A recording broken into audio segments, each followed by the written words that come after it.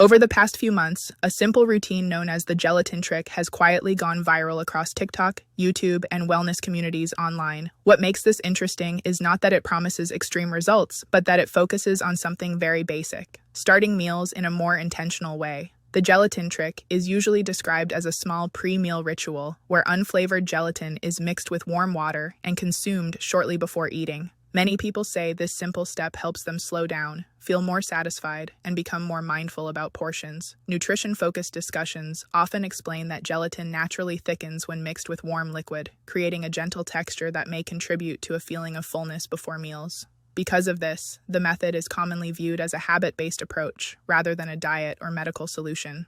What really helped this trend spread is how accessible it is. The ingredients are inexpensive, widely available, and easy to prepare, which makes the routine simple to test without major lifestyle changes. If you'd like to learn more about this viral method and see how people are using it in their daily routines, you can check the link in the first comment for additional information.